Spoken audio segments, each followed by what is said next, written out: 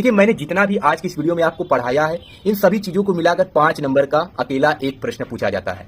मैं बता देता हूं कैसे पूछा जाएगा। दे देगा क्वेश्चन की वैल्यू। हेलो दोस्तों, मेरा नाम राहुल और आपका अपने चैनल टारगेट बोर्ड एग्जाम में फिर से बहुत बहुत स्वागत है। तो दोस्तों, आज से हम लोग क्लास 12 फिजिक्स का चैप्टर नंबर 1 स्टार्ट करने वाले हैं, जो कि है वैद्युत आवेश तथा वैद्युत क्षेत्र। बहुत ही ज्यादा इंपॉर्टेंट चैप्टर है, ठीक है। तो इस चैप्टर में हम सब कुछ पढ़ेंगे, एक एक टॉपिक्स को क्लियर करेंगे।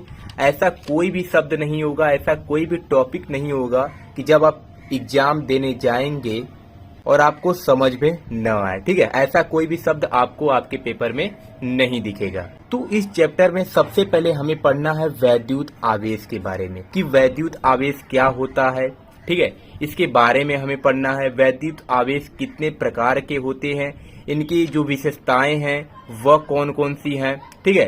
तो क्वेश्चन कैसे पूछा जाएगा यह भी आपको बताया जाएगा। तो देखिए, वैद्युत आवेश क्या है, और यह जो पीडीएफ है आपको प्रोवाइड करा दिया जाएगा। डिस्क्रिप्शन में लिंक मिल जाएगा, आप वहां से डाउनलोड कर सकते हैं। तो वैद्युत आवेश द्रव्य का, ठीक है, बहुत ही साधारण, बहुत ही सिंपल डिफिनीशन है, ऐसा आपको कोई भी नहीं बताएगा। वैद्युत आवेश द्रव्य का वह गुण है या विशेषता है जिसके कारण, ठीक है, वह वैद्युत प्रभाव एवं चुंबकीय प्रभाव उत्पन्न करता है तथा उनका अनुभव भी करता है। बहुत ही सरल डिफिनीशन है, आप आसानी से इसको याद भी कर सकते हैं, परंतु आपको याद करने की जरूरत नहीं है, आपको समझना है, समझकर अपने से लिखना है, ठीक है। तो वैद्युत आवेश क्या है? वैद्युत आवेश द्रव्य का एक गुण है, ठीक है, जिसके कारण वह वैद्युत प्रभाव एवं चुंबकीय प्रभाव दोनों उत्पन्न करता है तथा उसका अनुभव भी करता है, उसको उत्पन्न भी करता है और साथ में उसका अनुभव भी करता है। तो इसी को कहा जाता है वैद्युत आवेश, ठीक है। और 2 से 3 चीज आपको वैद्युत आवेश के बारे में पता होना चाहिए। जैसे सबसे पहले आपको इसका मात्रक पता होना चाहिए कि इसका मात्रक क्या होता है। तो देखिए, हम जानते हैं वैद्युत आवेश को प्रदर्शित किससे करते हैं? क्यू से करते हैं, ठीक है। स्मॉल क्यू से या कैपिटल क्यू से भी कर सकते हैं। और हम जानते हैं कि स्मॉल क्यू बराबर, यानी कि वैद्युत आवेश बराबर होता है धारा इंटू समय के, ठीक है। आवेश किसके बराबर होता है? तो आवेश हमारा बराबर होता है धारा और समय के गुणनफल की।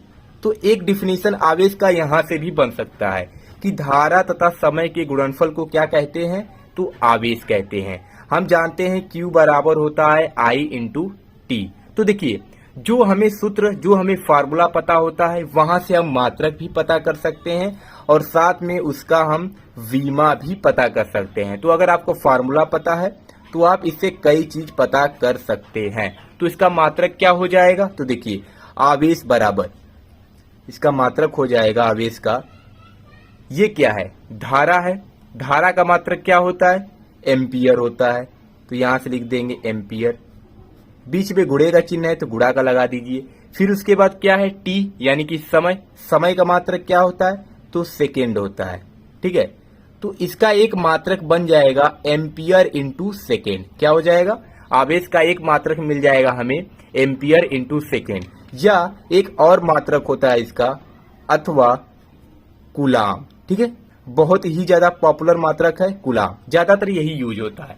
तो देखिए, ये बहुविकल्पीय यहाँ से प्रश्न बन सकते हैं।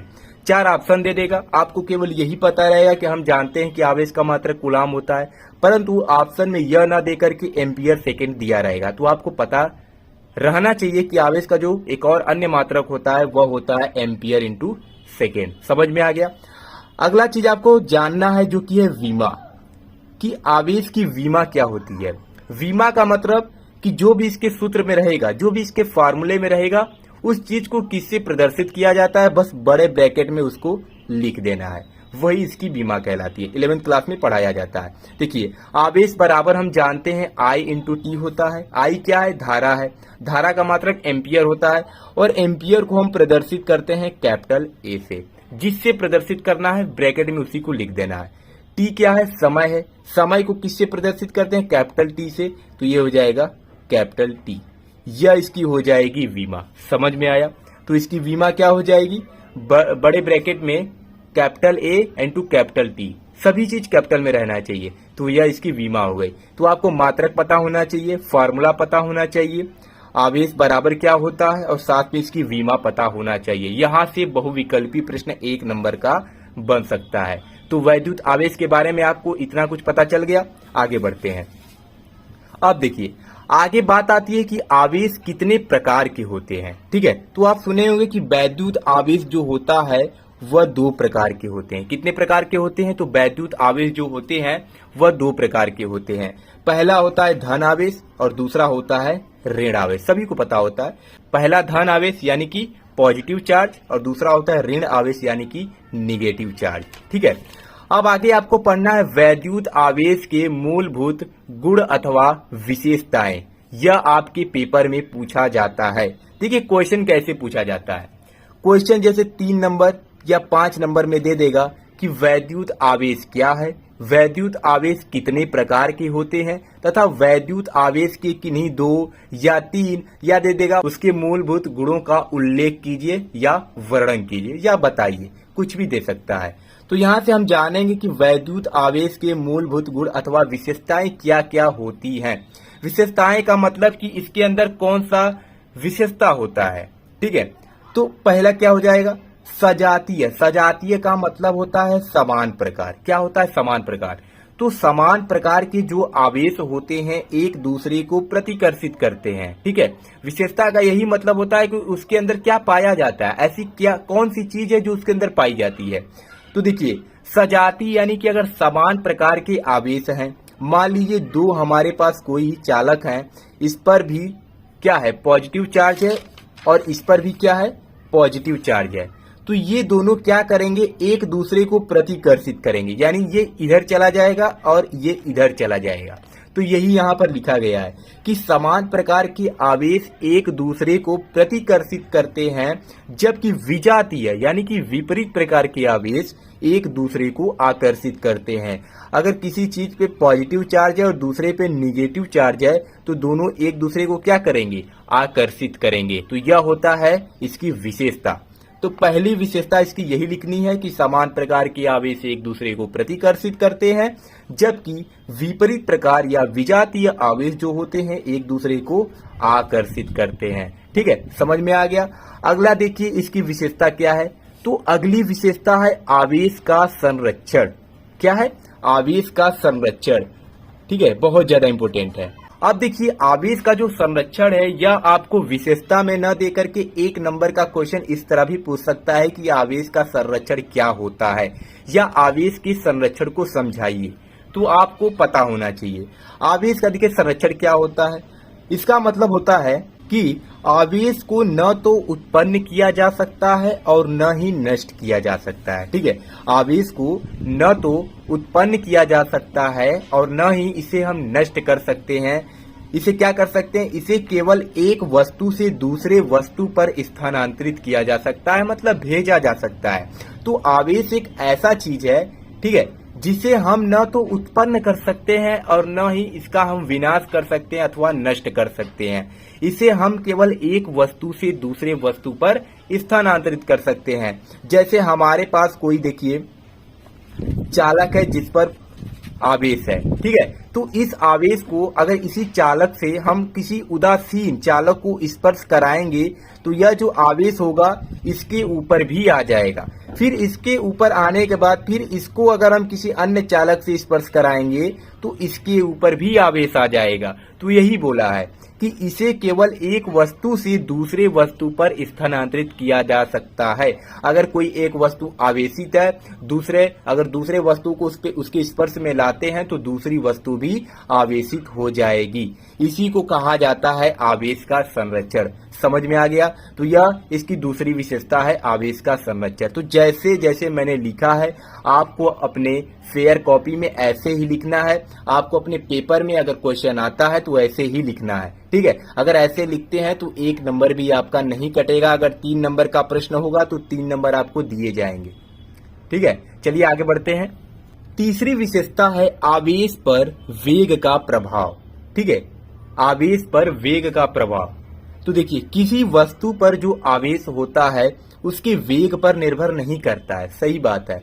आवेश जो होता है अब फार्मूले से भी पता कर सकते हैं। हम जानते हैं Q बराबर होता है I इंटू टी के। इसमें कहीं V का जो है जिक्र ही नहीं किया गया है। तो आवेश जो होता है वह वेग पर निर्भर नहीं करता। आवेश क्या होता है, एक वस्तु पर आवेश है, अगर दूसरे से स्पर्श कराते हैं तो दूसरे वस्तु पर भी आवेश हो जाएगा, परंतु उसका वेग जितना भी हो उससे कोई मतलब नहीं है।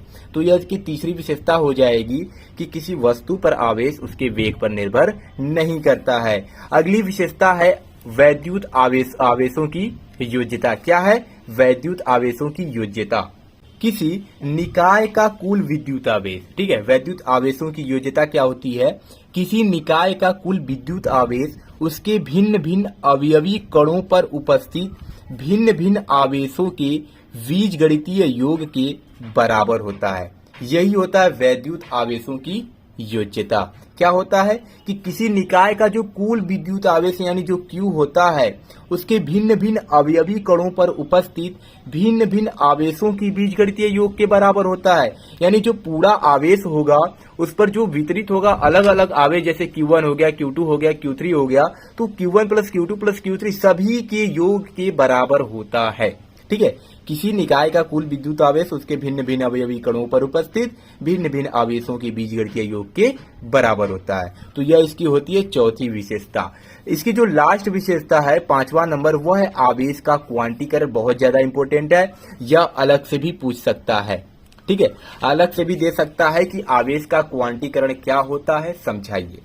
तो आवेश का क्वांटीकरण क्या होता है? देखिए, प्रत्येक आवेशित वस्तु पर आवेश एक निश्चित न्यूनतम आवेश का पूर्ण गुणज होता है। ठीक है, प्रत्येक आवेशित वस्तु पर जो आवेश होता है एक निश्चित न्यूनतम आवेश का पूर्ण गुणज होता है, जिसे क्या कहते हैं? मूल आवेश कहते हैं। ठीक है, तथा इसे ई से प्रदर्शित करते हैं। आवेश का यह गुण आवेश की क्वांटम प्रकृति अथवा आवेश का क्वांटीकरण कहलाता है। ठीक है, इसे हम लोग ई से प्रदर्शित करते हैं और आवेश का यह जो गुण होता है आवेश की क्वांटम प्रकृति अथवा आवेश का क्वांटीकरण कहलाता है। तो क्वांटम प्रकृति भी दे सकता है। तो सब कुछ आपको पता होना चाहिए। अब देखिए, इसको भी आपको लिख लेना है कि किसी आवेशित वस्तु पर आवेश Q बराबर होता है प्लस माइनस NI। यह भी फार्मूला आपको पता होना चाहिए। इस पर भी क्वेश्चंस पूछे जाते हैं। ठीक है, और मैं क्वेश्चंस भी कराऊंगा। तो मैंने दो फार्मूला आपको बता दिया, एक होता है आवेश बराबर I इंटू टी और ये दूसरा फार्मूला है Q बराबर NI। दोनों फार्मूला आपको पता होना चाहिए। दोनों फार्मूले पर सवाल पूछे जाते हैं। जहां n का मान होता है 1, 2, 3, 4, 5 डॉट डॉट, यानी कि जो प्राकृतिक संख्याएं होती हैं, तथा E का मान कितना होता है ये भी आपको पता होना चाहिए कि 1.6 गुणे 10 की पावर माइनस 19 कूलाम E का मान होता है। जहां भी E रहेगा वहां पे हमें यही मान रखना है, 1.6 गुणे 10 की पावर माइनस 19 कूलाम, ये E का मान होता है। ठीक है, तो आज की इस वीडियो में बस इतना ही। हमने आज की इस वीडियो में क्या क्या सीखा? वैद्युत आवेश क्या होता है, ठीक है, वैद्युत आवेश कितने प्रकार के होते हैं और वैद्युत आवेशों की मूलभूत विशेषताएं। देखिए, मैंने जितना भी आज की इस वीडियो में आपको पढ़ाया है इन सभी चीजों को मिलाकर 5 नंबर का अकेला एक प्रश्न पूछा जाता है। मैं बता देता हूं कैसे पूछा जाएगा। दे देगा क्वेश्चन कि वैद्युत आवेश किसे कहते हैं, वैद्युत आवेश कितने प्रकार के होते हैं, वैद्युत आवेश के मूलभूत गुण अथवा विशेषताएं बताइए। तो 5 नंबर का क्वेश्चन दे सकता है, या इसमें से एक एक 2-2 नंबर का बहुविकल्पीय प्रश्न कुछ भी दे सकता है। तो आज की इस वीडियो में हमने इतना पढ़ा है। जाइए अपने फेयर कॉपी पे इसको अच्छे से उतारिए और इसका रिवीजन अभी से कर लीजिए। ठीक है, आगे की वीडियो में इसके आगे का टॉपिक पढ़ा जाएगा। चलिए मिलते हैं नेक्स्ट वीडियो में। और हाँ, अगर चैनल को सब्सक्राइब नहीं किए तो जल्द से जल्द कर लीजिए, क्योंकि सब कुछ आपको इसी चैनल पे पढ़ाया जाएगा। क्लास 10th का भी हर सब्जेक्ट और क्लास 12th का भी हर सब्जेक्ट। ठीक है, धन्यवाद।